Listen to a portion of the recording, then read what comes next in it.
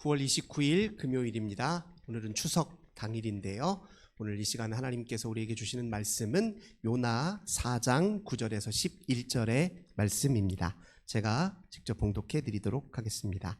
하나님이 요나에게 이르시되 네가 이 박넝쿨로 말미암아 성내는 것이 어찌 옳으냐 하시니 그가 대답하되 내가 성내어 죽기까지 할지라도 옳으니이다 하니라.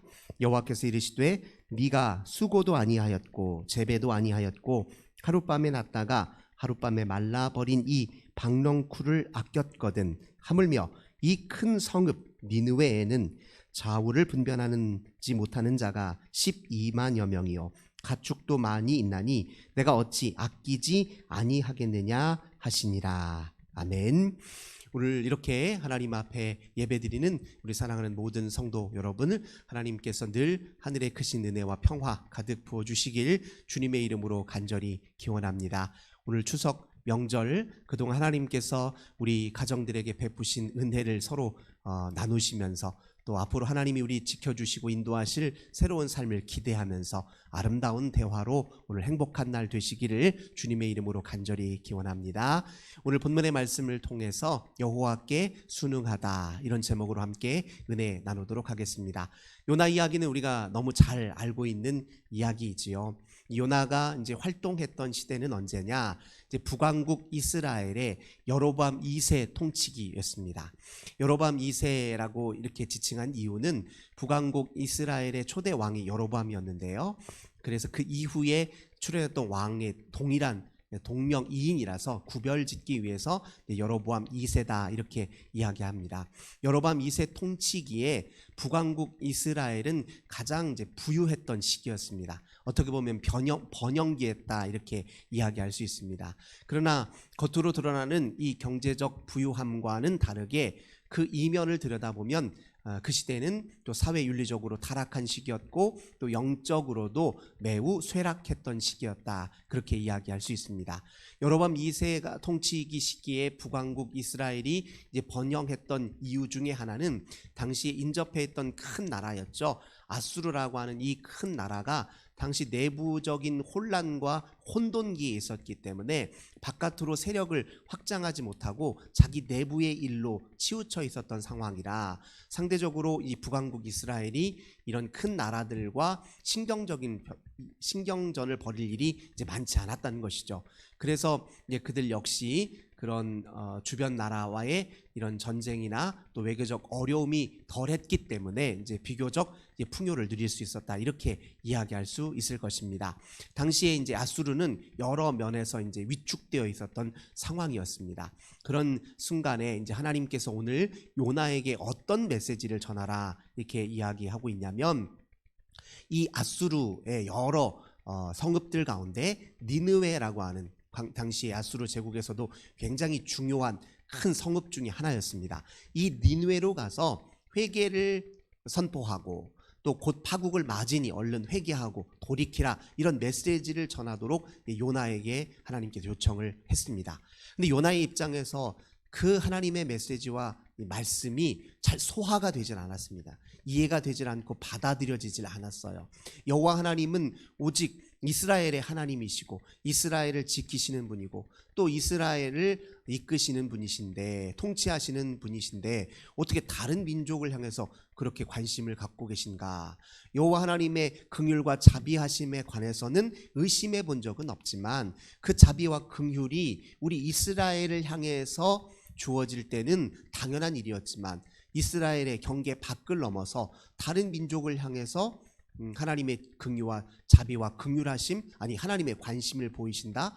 요나로서는 그것이 잘 받아들여지질 않았습니다. 특별히 지금은 아수르가 이렇게 자기 내부 문제로 다른 지역을 향한 그런 확장전을 벌이고 있지는 않았지만 언제든지 이스라엘에게는 큰 위협이 되는 국가였어요. 어떻게 보면 언제든지 원수처럼 돌변해서 이스라엘을 어떤 해를 끼칠지 모르는 민족이었습니다. 어떻게 보면 적과 같은 또 경계해야 되고 방어해야 되고 싸워서 이겨야 하는 존재인데 하나님은 왜 하필 그들에게 찾아가서 하나님 돌이키라, 회개를 선언하라, 심판으로 그들의 지금 하나님 앞에 돌이키도록 그렇게 기회를 주시는 것인지 도무지 이해가 되질 않았습니다. 이제 그 말씀을 소화시켜서 순종하기보다는 그냥 회피하는 것을 택했습니다. 그래서 우리가 잘 아는 것처럼 요나가 하나님의 그 명령을 들었을 때 어떻게 행합니까? 하나님의 얼굴을 피하여서 하나님의 그 명령을 외면하고 어떻게든 하나님께 멀리 좀 떨어져 있을 그런 생각으로 욥바라는 곳에 내려가서 다시스로가 하는 다른 지역으로 아예 이동하려고 욥바로 내려가서 배에 탔던 것을 우리는 잘 알고 있습니다. 우리 인생 속에서 하나님이 얼마나 자비와 긍휼이 풍요하신지 우리 너무너무 잘 알고 있습니다. 그런데 그 자비와 긍휼이 나에게 향한 것은 당연한 일인데 나 아닌 다른 사람에게 또는 어떤 경우에는 내가 미워하는 사람, 내가 볼 때 별 볼 일 없는 사람, 내가 볼 때 못된 사람, 내가 볼 때 형편없는 사람, 내가 볼 때 어떻게 저런 사람에게 하나님이 관심을 두실까 싶은 그런 사람들에게까지 하나님이 긍휼과 자비 또 그들의 편에 서서 하나님이 그들을 지키신다 생각하면 우리도 아마 요나처럼 쉽게 받아들이지는 못했을지 모르겠습니다. 그게 또 사람 마음이잖아요. 나를 향한 자비는 좋은 것이지만 나와 무관한 사람, 아니 때로는 내가 보기에 나를 적대하고 또 불편한 사람, 내가 관계 맺고 있지 않은 사람 편에서도 하나님이 역사하시고 그들을 향해서도 동일하게 사랑하신다. 이게 낯설게 느껴질 것이죠. 이게 정서적으로 볼 때 그렇습니다. 얼마든지 생각으로야 그럴 수 있죠. 생각으로야 우리 하나님은 모든 민족과 모든 생명의 하나님이시지 얼마든지 생각할 수 있지만 다른 한편으로 정서적인 차원에서 보자면 하나님이 내 편이 아니라 다른 사람의 편에 서기도 하신다. 잘 받아들이지 못할 수 있습니다. 그래서 요나가 이제 그런 심정으로 하나님의 낯을 피하여 갔던 것이죠. 그래서 하나님께서 그 요나를 깨닫게 하시려고 어떻게 하셨습니까? 우리가 잘 아는 것처럼 배가 이동 중에 큰 바람을 하나님께서 일으키셨어요. 풍랑이 일어납니다. 함께 그 배에 탑승해 있었던 사람들 중에 이방인들이 많았어요. 그 이방인들이 제각각 무서운 생각에 각자 자기가 믿던 신들에게 기도를 했고 요청을 했어요. 그런데 가만히 생각해 보니까 왜 이런 우리가 이 풍랑을 만나게 됐을까? 무슨 원인으로 누구로 인해서 이 재앙이 우리에게 초래됐을까? 이런 의문이 들어서 그 재앙을 초래한 당사자가 누구인지를 선별해내기 위해서 제비뽑기를 시행하잖아요. 그때 딱 선정된 사람이 누구입니까? 바로 요나였습니다. 그래서 그 이방인들이 요나에게 이제 자초지종을 물었어요. 당신 어디에서 왔고 무슨 일을 하는 사람이고 그 사람의 인생에 대해서 이렇게 물었을 때 요나가 자기를 이제 밝혀서 이야기를 했습니다. 나는 사실 이스라엘에 속한 사람인 히브리 족속이고 나는 여호와 하나님 즉 만유의 창조주이신 여호와 하나님을 믿는 사람이고 그를 경외하는 사람입니다. 자기를 그렇게 소개하고 있어요. 근데 사실 모순적이죠. 여호와 하나님을 경외하고 여호와 하나님 믿는다 하면서 왜 지금 그 명령을 어기고 여호와의 얼굴과 낯을 피하여 도망하냐고요. 사실 모순적인 자기 그런 고백을 드리고 있었습니다. 그렇게 고백을 하자 사람들이 아니 당신으로 인하여 이 재앙이 초래된 게 맞습니까? 이렇게 확인한단 말이에요. 요나도 인정하지 않을 수 없죠. 맞습니다. 나 때문에 이런 일을 어려움을 겪는 것이 분명합니다. 이렇게 이야기합니다. 그래서 하는 수 없이 그 큰 풍랑으로부터 자기를 지키기 위해서 요나를 이제 일종의 제물로 삼아서 바다에 던져 넣습니다.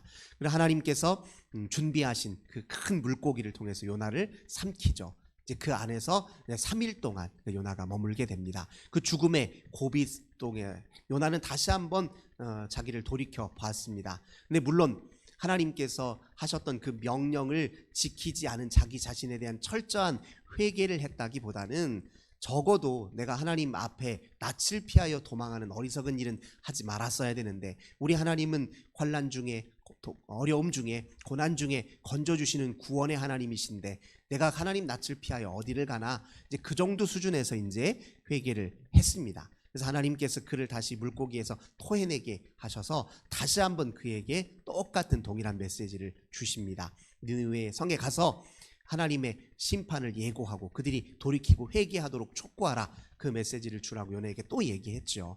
요나는 이제는 어쩔 수 없이 이제 마음이 내키지는 않았지만 어거지로 가서 그 말씀을 따릅니다. 그래서 한나절 그냥 예언을 하나님 말씀대로 예언을 했는데요.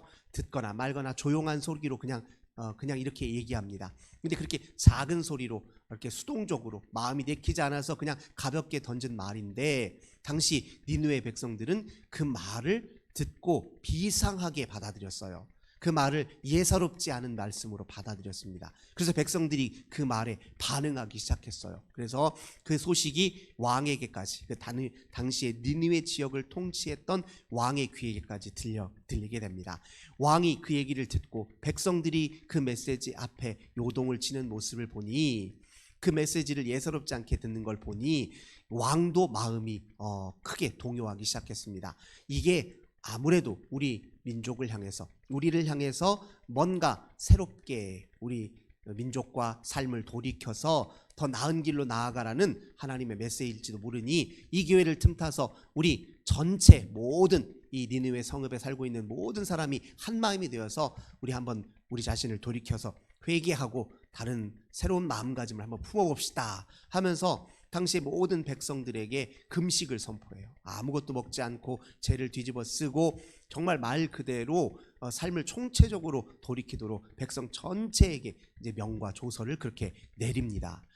요나는 그런 반응에 대해서 한 번도 예측해 본 적이 없어요. 자기는 그저 마음이 내키지 않은데 듣거나 말거나 뭐 안 들어도 소용없다. 나는 그냥 하나님이 하신 명령이 어쩔 수 없이 하는 거니까 그냥 그렇게 소극적으로 말했을 뿐인데 니느웨 백성들은 그렇게 그 말을 매우 예사롭지 않게 크게 들어서 그렇게 회개의 운동회까지 이루어질지는 요나는 상상을 못했어요. 그래서 하나님이 그 니느웨 백성들의 그 회개의 모습을 보고 그들을 향한 심판을 하나님이 거두셨습니다. 이것이 요나가 또 못마땅합니다. 요나가 그래서 뭐라고 하나님께 이제 푸념을 하고 스스로 독백처럼 푸념을 하냐. 우리가 함께 요나 4장 2절을 한번 보겠습니다. 1절과 2절입니다. 요나가 매우 싫어하고 성내며 여호와께 기도하여 이르되 여호와여 내가 고국에 있을 때 이러하겠다고 말씀하지 아니하였나이까. 그러므로 내가 빨리 다시스로 도망하였사오니 주께서는 은혜로우시며 자비로우시며 노하기를 더디하시며 인애가 크시사 뜻을 돌이켜 재앙을 내리지 아니하시는 하나님이신 줄을 내가 알았음이니이다. 이게 무슨 말입니까? 내가 그럴 줄 알았습니다. 하나님이 회개하면 용서하시는 그렇게 자비롭고 은혜롭고 노하기를 더디하시는 분인 줄 내가 알았기 때문에, 내가 오늘 이런 일이 정말 일어날지 모른다는 생각 때문에 그래서 내가 하나님을 피해 도망갔던 것입니다. 근데 우리 민족에게는, 우리 이스라엘 민족의 입장에서 보면 하등의 도움이 될 것 같지 않은 저 민족을 향해서 하나님이 저들을 똑같이 사랑하시고 저들에게 자비를 베푸는 모습이 내가 정말 내 정서적으로 감정적으로 받아들이지가 않아서 내가 하나님 말씀을 지키려고 하지 않았던 것입니다. 그렇게 지금 이야기하고 있습니다. 사실 요나의 그 마음속에는 여전히 하나님의 자비는 그냥 내 것이어야지, 하나님은 내 편이셔야지, 어떻게 나와 무관한 또 내가 보기에 나에게 껄끄러운 저 사람의 편에서도 설 수 있단 말인가. 아직도 정서적으로는 요나가 수긍이 되질 않았던 것입니다. 그래서 하나님께서 또 한 번 요나를 깨닫게 하시려고 어찌하십니까? 요나가 그렇게 하나님 앞에 메시지를 전한 이후에 한편에 서서 앞으로 니느웨 성읍이 어떻게 되나 이렇게 관망하고 바라보는 모습으로 한편에 앉았어요. 때 앞에서 앉았는데 하나님이 요나를 위해서 박농쿨을 준비해 주셨습니다. 그러다가 그 박농쿨을 그늘 안에 잠깐 이렇게 잘 편안하게 쉬고 있었는데 하나님이 그 박농쿨을 시들어서 다 상하게 하셨어요. 그러니까 요나가 또 성을 내면서 불평을 합니다.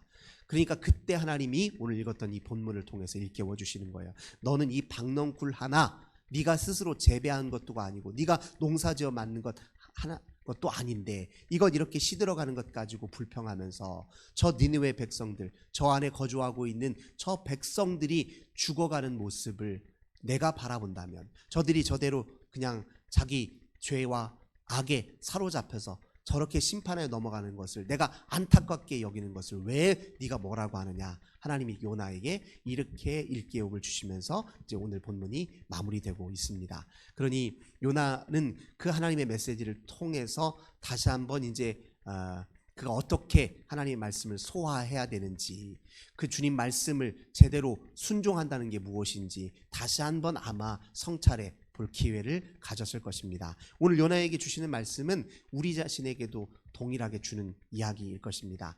때로 우리가 하나님의 말씀과 메시지, 우리 인생을 향한 하나님의 선하신 인도하심이 잘 소화가 되지 않을 때가 있어요. 정서적으로 소화가 되지 않고 잘 받아들여지지 않는 순간이 있을 것입니다. 그러나 그런 순간이야말로 하나님께 순종할, 온전히 하나님께 순종할 기회라는 사실을 반드시 기억할 필요가 있습니다.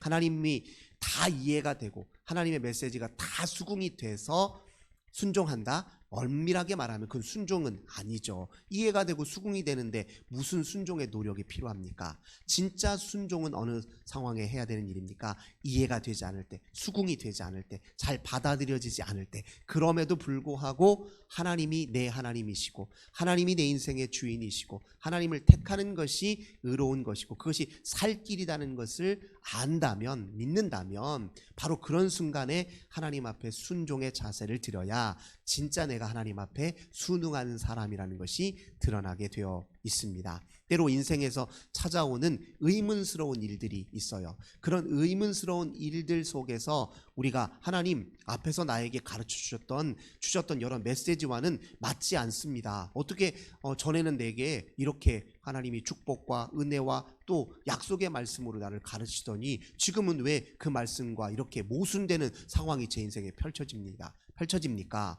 이렇게 느껴지는 순간도 있을 수 있죠. 그러나 그렇게 느껴지는 순간, 그럼에도 불구하고 여전히 하나님을 신뢰하기로 선택할 때, 그럼에도 불구하고 하나님이 이제까지 주셨던 말씀을 붙잡고 놓지 않을 때, 그때 우리가 하나님께 진정한 순종하는 자, 하나님을 선택하는 자, 하나님을 온전히 신뢰하는 자라는 것이 그런 순간에 드러난다는 것을 우리가 반드시 기억할 필요가 있습니다. 하나님께 순종하는 일은 만만치 않은 일이긴 분명합니다. 하나님을 순종해야 되는 이유보다 하나님을 순종하기 어렵다 판단되는 일들이 때로는 더 많을 때도 있습니다.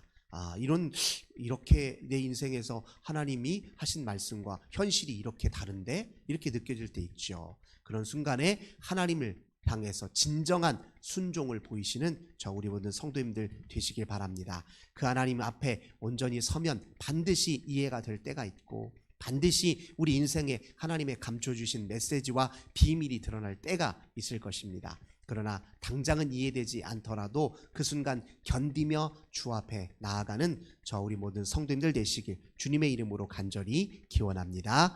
좋으신 주님 감사드립니다. 요나의 이야기를 통해 다시 한번 우리를 일깨워 주시니 감사드립니다. 인생에 펼쳐지는 일들, 또 우리 앞에 하나님 일어나는 모든 일들이 때로 잘 소화가 되지 않을 때가 있습니다. 하나님 주신 말씀이 제대로 하나님 내가 이해되지 않고 그 말씀이 우리 인생 가운데 정말 진실인지 우리가 마음속에 혼란을 겪을 때도 있습니다. 그러나 그런 순간에 오히려 하나님을 더 신뢰하고 주께 순종하기를 선택하는 저희들 다 되게 하여 주옵소서. 우리 주님의 말씀을 붙잡을 때 그 말씀의 이면에 우리를 향하신 하나님의 무한하신 자비와 긍휼과 사랑이 있고 그 사랑은 때를 따라 아름답게 반드시 열매 맺는다는 사실을 굳게 믿게 하여 주옵소서. 주 예수님의 이름으로 간절히 기도드립니다. 아멘.